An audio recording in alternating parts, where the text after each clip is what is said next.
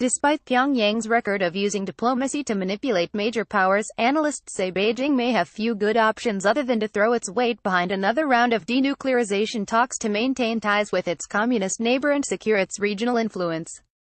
While China gave its support to the first summit between North Korea and a sitting U.S. president, Beijing is also deeply concerned that the rapprochement could lead to Washington seeking closer relations with Pyongyang. Donald Trump hails successful summit with Kim Jong-un, but North Korean cyber-attacks went unaddressed. After that landmark summit with Kim Jong-un on Tuesday, U.S. President Donald Trump said adversaries can become friends, and that the past does not have to define the future. Beijing fears a scenario where Pyongyang could be used against it by Washington, shifting the power dynamic at its expense, like in the 1970s when the United States normalized ties with China at the height of the Cold War against the Soviet Union. From China's perspective, North Korea, despite its geopolitical importance, has been and will remain a useful card in the long game against America as their structural rivalry unfolds, according to Chinese diplomatic sources. The growing competition with the U.S. will be China's real strategic challenge in the years or even decades to come, while North Korea is just a sideshow and a temporary issue along the way, said one source in Beijing. The North Korea problem can and will be solved one way or another, even though it remains unclear how that will happen at the moment, he added. How China can stay in the North Korea influence game with tensions over North Korea easing after the Trump-Kim talks in Singapore this week, Beijing is now likely to focus on how to set up a long-overdue mechanism to manage its spiraling conflicts with Washington over trade, politics and security. The intermittent crisis over North Korea, which has plagued China-US ties for decades, is probably in large part due to the absence of an effective mechanism, said a Beijing-based international relations analyst who spoke on condition of anonymity. Apart from providing political backing for the North during upcoming negotiations with the U.S. and its allies, China is also expected to play a key role in helping Pyongyang emerge from its economic isolation and to renew security pledges in support of its Cold War ally. While relations between the communist neighbors have deteriorated in recent years, China still sees North Korea as holding a unique place in its foreign policy. I think China may be concerned about losing their leverage over North Korea and fears that North Korea and the U.S. may enter into an anti-Chinese alignment, said Charles Armstrong, a historian and expert on Korean affairs at Columbia University. There is little love between North Korea and China, but China wants to avoid a hostile state on its border, whether a pro-U.S. Korea under Seoul's direction or a pro-U.S. Pyongyang, he said. Trump says North Korea standoff largely solved after he gave Kim his telephone number. Taylor Fravel, a member of the Security Studies program at Massachusetts Institute of Technology, agreed. China prefers a divided peninsula with a strong and prosperous North Korea over a divided peninsula with a weak and poor North Korea, or a unified peninsula under South Korea that maintains its alliance with the United States, he said. For this reason, if North Korea improves ties with the U.S., the outcome could actually reinforce the division of the peninsula that China prefers. Beijing could even renew its mutual defense treaty with North Korea when it expires in 2021 if ties with Pyongyang do not significantly worsen, according to Fravel. North Korea holds a special place in China's foreign relations, not just because of the security issues on the peninsula, but also as one of the last remaining socialist states in the world. Thus, the treaty is an important symbol of China's ties with its socialist neighbors, he said.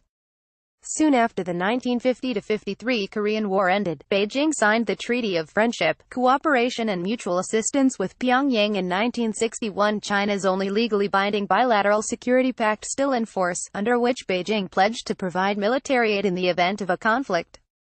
But China has been ambivalent about defending North Korea in the case of renewed conflict and also on the issue of whether it would renew the Mutual Defense Pact. China could have terminated the treaty at any time in the past 5 years, when bilateral ties were further strained over Pyongyang's repeated nuclear provocations, but did not, which suggests it would likely renew the treaty. Fravel said. Other analysts are more cautious about the treaty's prospects and Beijing's ties with Pyongyang in the long run.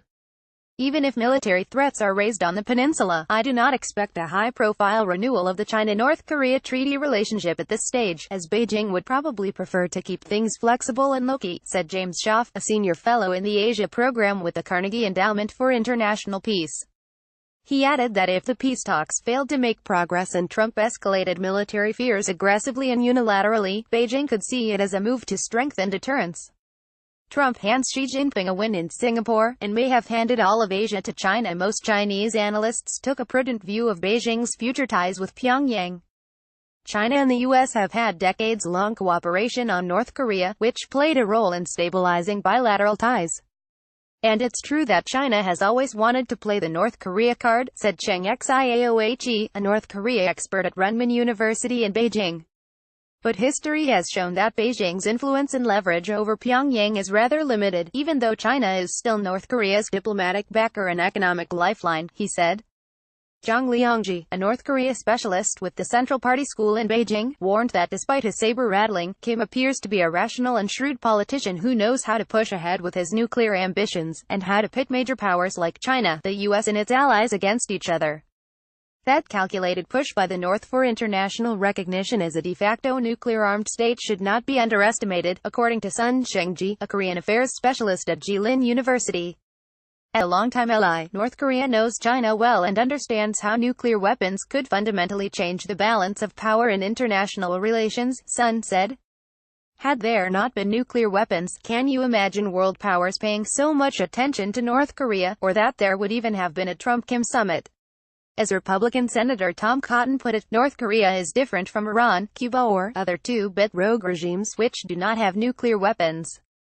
Once North Korea had nuclear weapons, once they have missiles that can deliver them to use, I would liken it to past presidents sitting down with Soviet dictators, he said in an interview after the summit. China will have a role in North Korea's denuclearization, but not just yet. Analyst Seychoff, of the Carnegie Endowment, also said that although the North Korea card was real and important, there is a limit because war is in no one's interest, and an economic and diplomatic breakthrough with the North can pay dividends to both. But analysts believe there could be more lessons to learn on negotiations with North Korea, given its pattern since the early 1990s of promising to denuclearize multiple times in exchange for something, especially long-term regime survival, then ultimately reneging on the agreements. Young Pak, SK Korea Foundation Chair in Korea Studies at the Brookings Institution, said there was little accountability for Kim to cease and dismantle his nuclear weapons program, which is critical to regime security, his primary concern. In effect, maximum pressure has morphed into maximum maneuvering space for Kim, she said. Schaaf agreed. A key lesson is that written agreements don't mean much when dealing with North Korea, and there is so little mutual trust that even reasonable delays in follow-through by one side or the other risks a collapse of the whole deal, he said.